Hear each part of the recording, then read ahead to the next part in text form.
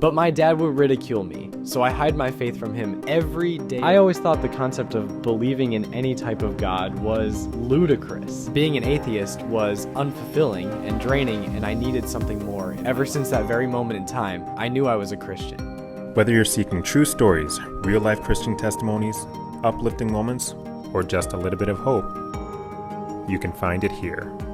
This is Kingdom Chronicles. What you're about to hear is a true story of transformation from a life rooted in atheism to discovering the hope and fulfillment found in Christianity. It's a powerful reminder that no matter where you are or what you believe, God's love can break through and change everything. This is Michael's testimony.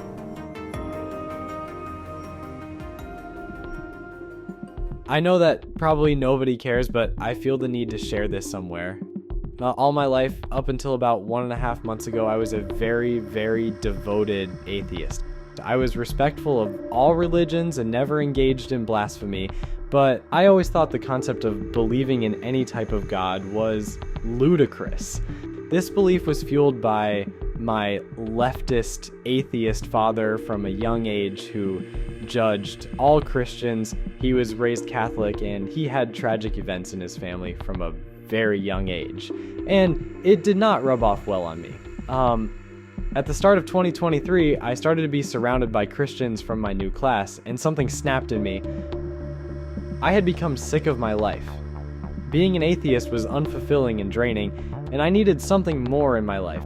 At this point, I didn't know what I wanted, so I started asking my friends what chapters of the Bible I should start at, so I could learn more about Christianity and if I truly believed in it. I started at Matthew, and I kept reading, and everything made so much sense. Everything I had heard my parents laugh at my whole life, everything I vowed to never believe in, I believed wholeheartedly. Ever since that very moment in time, I knew I was a Christian. I knew all of my friends would be accepting, but my dad would ridicule me, so I hide my faith from him every day of my life. My mother knows she is more accepting, and she keeps quiet about it. Of course, I still love my father, but it really hurts to see him be so deluded in his atheism, just like I was barely 2 months ago. I love my dad. By calling him deluded, I mean that his discriminatory views towards religious people are deluded. He is not deluded as a person. He's a great man who's had a lot of bad in his life, so I can understand why he isn't a Christian. For me, however, becoming a Christian has given me a new perspective in life, and I don't know what life would be like if I never made this change.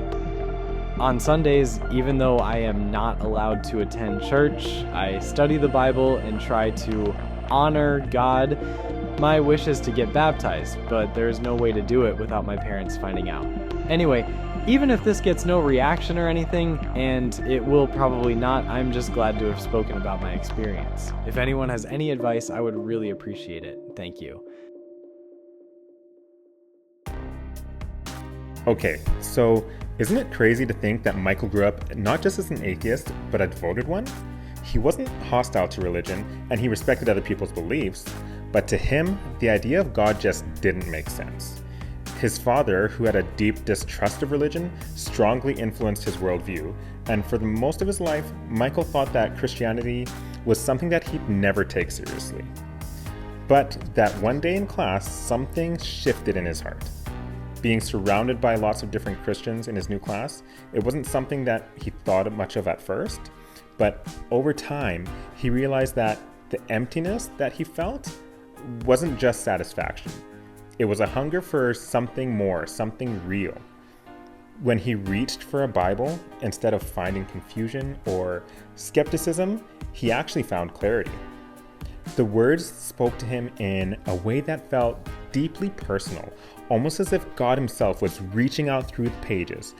The teachings of Jesus, the stories of love and grace, they all resonated with him in ways that just made sense, in ways that he just couldn't deny anymore. Imagine that feeling of realizing that it wasn't that you didn't believe, it was just that you didn't really understand. For Michael, it wasn't a gradual shift. It was a realization that felt as though It had been waiting for him all along. He embraced his newfound faith and knew that, without a doubt, he was a Christian. Despite all of his struggles, though, Michael's story is one of hope. Now, Michael spends his time studying the Bible on his own, doing everything he can to honor God. His story is a powerful reminder of how God can transform even the most unexpected hearts. It's not about having all the answers or the perfect path forward. Sometimes it's just about making that first step of faith and letting God guide you the rest of the way. My hope for Michael is that he grows strong enough in his faith that he no longer feels the need to hide it from his father, and he can share it proudly. As always, I have a question for you. What advice would you give to Michael as he navigates his new faith in a challenging environment? Please share it in the comments below. And while I can't guarantee that Michael will see it, maybe your advice will help someone else who is in need. Let's encourage him and others like him who are making those first steps into a relationship with God.